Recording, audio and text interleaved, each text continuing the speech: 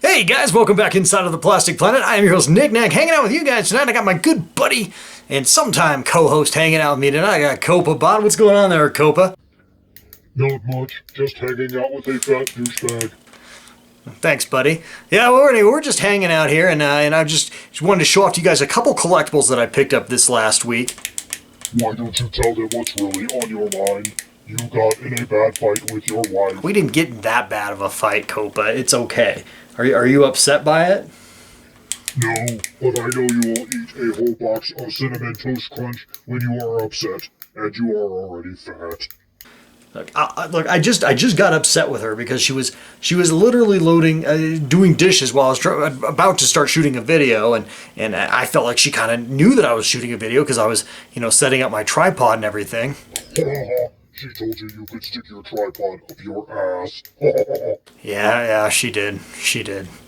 You're going to be divorced and spend the rest of your life crying while you masturbate and while you watch hentai Japanese pornography. Anyway, guys, got a great video for you guys now. We're going to be unboxing a couple little things that I've picked up just recently, as well as showing off some improvements that I've done down here in the Star Wars wing of the Plastic Planet, my premium Star Wars wing that I'm in right now. So anyway, guys, stick around. This is going to be a great video, despite what Coppabot says. No, it's not. You should seriously abort watching this video now and go watch some retro blasting. Thanks, buddy.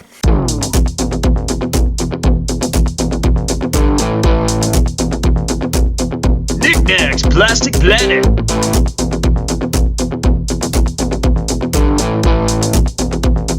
With your host, it's Knickknack! Transmission 130 enabled.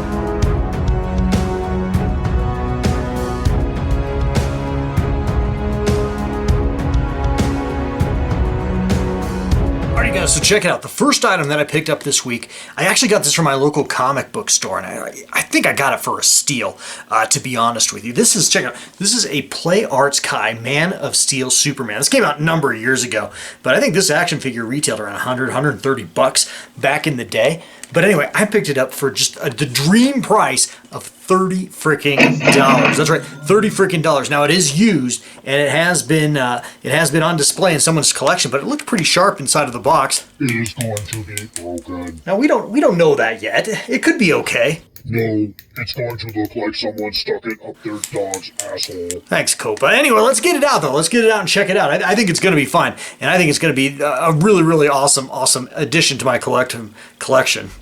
No, it won't. Also, you should go apologize to your wife. She makes much more money than you do. You are not a man. Let's check it out.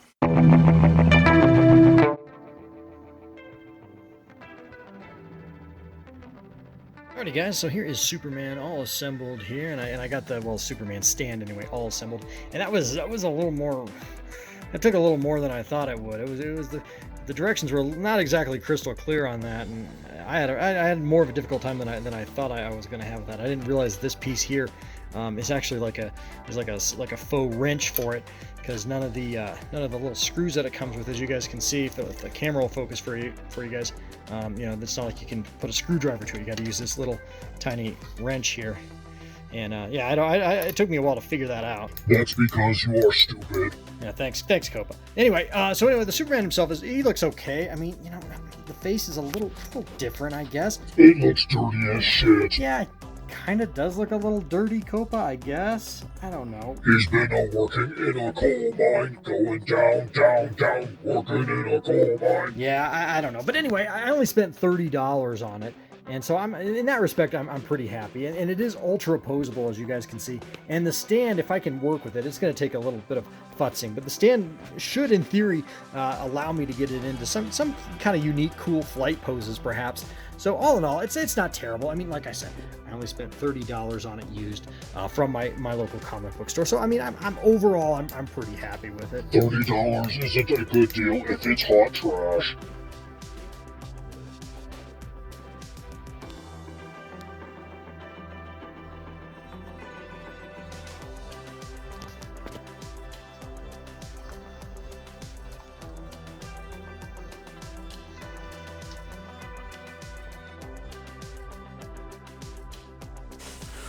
Alrighty guys, hey, so check it out. Last up for pickups this week, I picked up this really cool like Repro Mego action figure.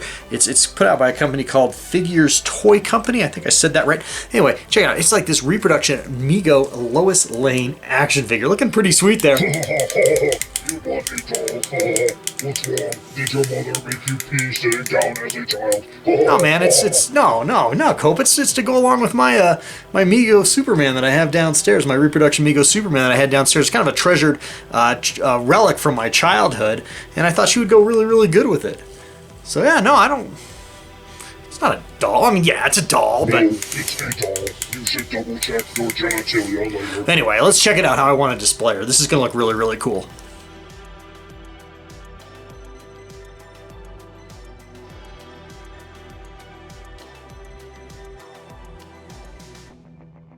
Alrighty guys, so check it out. Just kind of to paraphrase the A-Team, don't you just love it when a plan comes together, or when you actually didn't mean for a plan to come together and it just does. So check it out. So I used that action figure stand that was such a pain in the ass to put together from that Play Arts Kai Man of Steel Superman for my reproduction, childhood, cherished relic Mego Superman, and with this Lois Lane action figure in sort of a flight pose. And well, I think that looks really good. I'm just really patting myself on the back for this one, especially right there next to my Superman the movie lunchbox there. Yeah, looking really cool. That is some awesome reproduction vintage DC goodness there, as well as that vintage real thing lunchbox. So yeah, looking really good.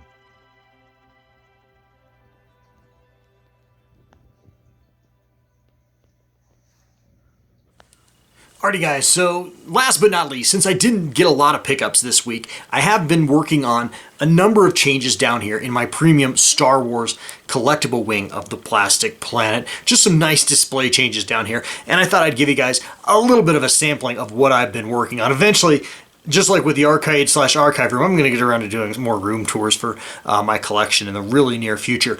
But for right now, I just thought I'd give you guys a little bit of a sampling of what I've been working on. And I actually think it looks really good right in here right now, if I don't say so myself. No, it looks like shit. You are a hoarder, knickknack. Anyway, let's take a look. Alrighty, Copa, you all ready to show off this collection to everybody? My olfactory sensors can pick up your body odor from here. Well, anyway, guys, let's go. Here we go, right now. So check it out, guys. Now, you guys have already seen this update before with my Black Series figures right up here with my premium format Darth Vader and Luke Skywalker. Looking really nice. What I haven't showed off to you guys, I did fire up. Finally got some acrylic stands for these master replica lightsaber hilts that I've had for a really long time. And I don't know if I've ever told this story, but I bought these at a collectible store years ago, and it didn't come with any stand at the time. I know that these came with a stand, but these didn't have a stand for whatever reason. So I finally did get some acrylic stands for those, and boy, they look a lot sharper, I gotta tell you. Then as I back up, guys, I finally kind of found a place to keep my Disneyland Build-A-Droid action figures. These are large remote control droids that I built at Disneyland. A lot of fun to do. One of my very favorite things to do at Galaxy's Edge was build these two droids in particular.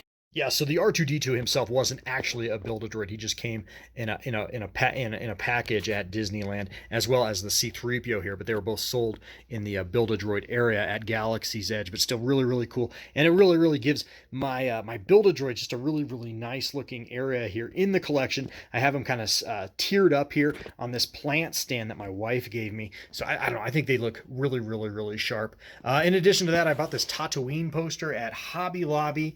Oh, a couple couple months back. I really like that a lot. It's sort of like almost like a weird like placemat kind of map of Tatooine. It doesn't really make a lot of sense from a logistics point of view, but it's really, really cool looking. So I dig that a lot. Also has some more conceptual art down there from episode 1, as well as this Ralph McQuarrie conceptual art print, I believe from episode 4, with the Jawas there at like a part swap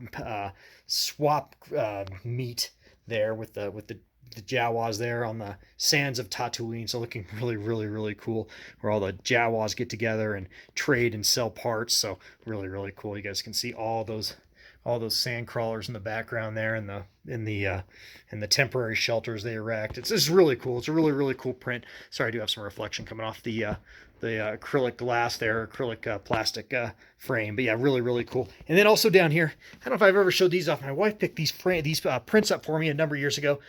These are like the copyright blueprints. The United States Patent Office copyright blueprints for Star Wars vehicles, in particular the Tidarium shuttle, and then the AT-AT Walker as well. So those are really, really fun. So this corner has come along really, really nicely. I'm really liking it a lot. I don't know if you guys can tell it's on camera here, but it is a lot more brighter. I actually added another LED light fixture behind this transparent silk Star Destroyer poster I bought off eBay and then framed up and hung it from the ceiling here. So I actually have another LED light behind there in addition to the one I had there before, and it's actually a lot brighter now. So it really, really, really kind of accentuates the lines of symmetry on the Star Destroyers, as well as the weather and patterning on that planet. You know, that hurricane really, really pops there. At least it looks like a spiral hurricane there. But anyway, that's an absolutely awesome looking art print.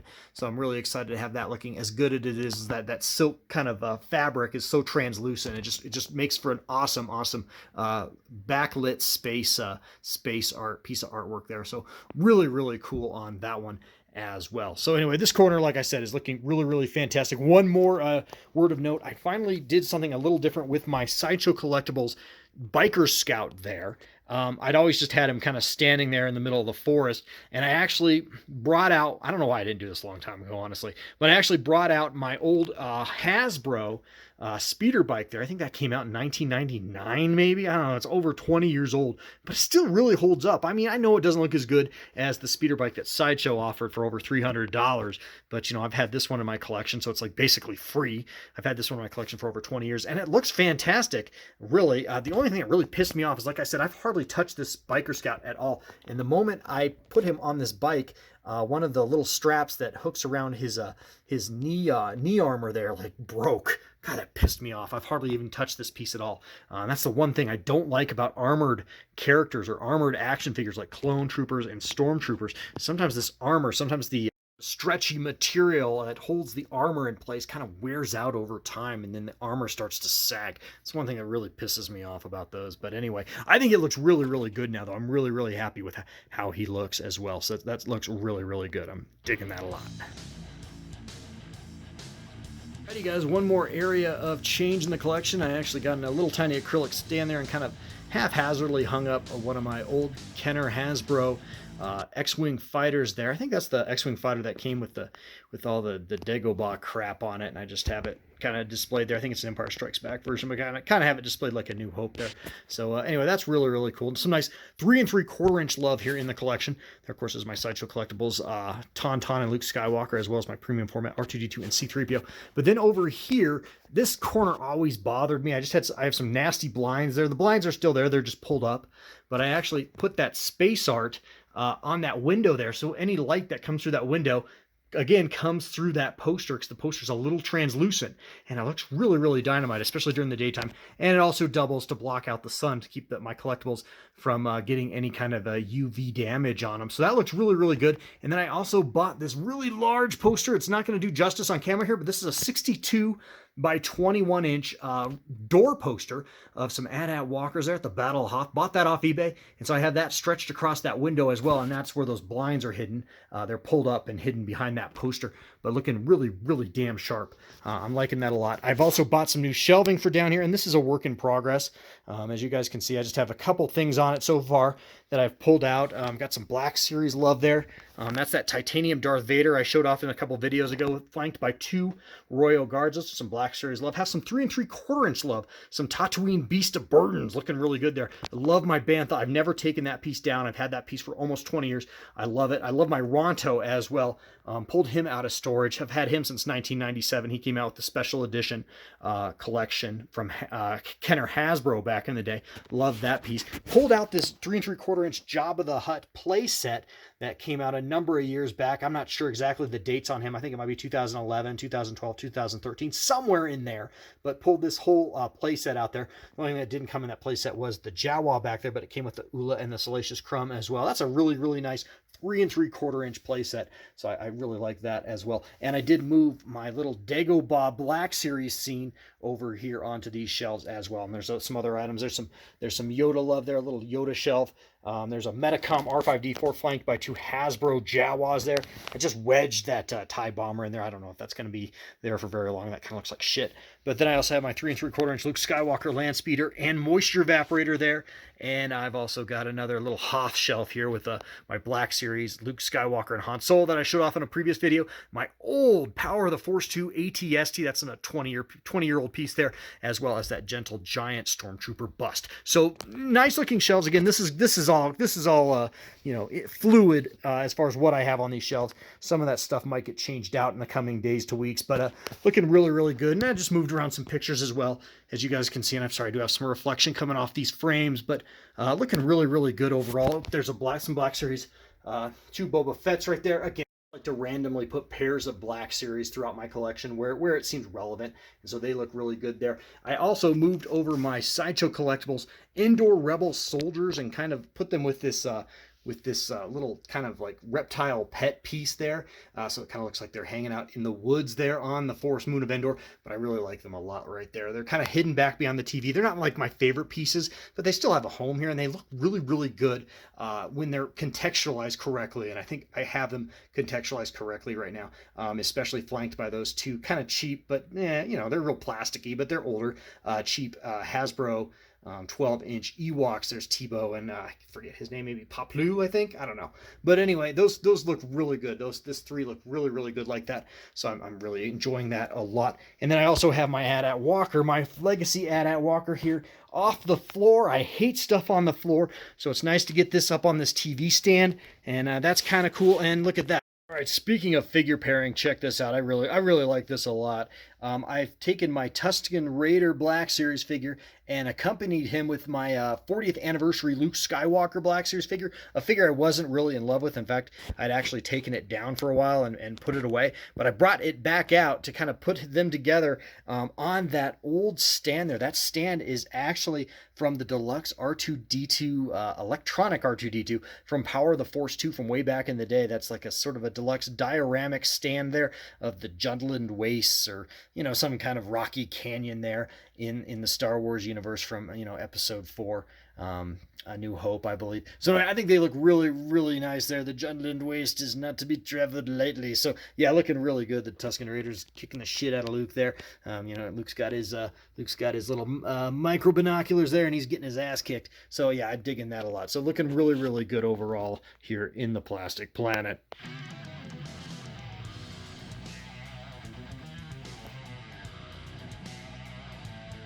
Alrighty guys, well that is going to wrap things up here on the Plastic Planet. I sure hope you guys enjoyed those couple little DC collectible pickups that I got this week. Not often that I pull in some DC collectibles, but that's always a fun time. And I hope you guys also enjoyed some of those updates that I've been working on right here in the Star Wars Premium Wing of the Plastic Planet. So yeah, I think it was a pretty good time, and thanks so much for joining me tonight, Coppabot. It's always fun to have Coppa with me here on the Plastic Planet. I actually got to log off and get going, guys. I got to take old Coppa over here to the PC repair store tonight. He's got an appointment. He needs a little bit of a tune-up there in his microprocessors.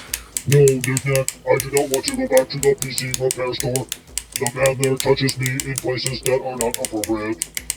Oh, it's not that bad, Coppa. He's such a drama king. Listen to this guy. No, I'm fucking serious. He uses my vocabulator as a sexual orifice. entry point. You'll be okay, buddy, I promise. Anyway, guys, like I usually like to say, guys, please like, share, comment. Please do subscribe if you're not a subscriber. And remember, guys, life is oh so very, very, very short, so get out there and fill it. Fill it with some plastic crap. God, I hope your wife divorces you and you have to live in a cardboard box. All right, guys, later. Love you. Bye. You knucklehead. Fuck you, knick-knack. No PC repair store. No disassemble. No disassemble. No disassemble, Coppabot.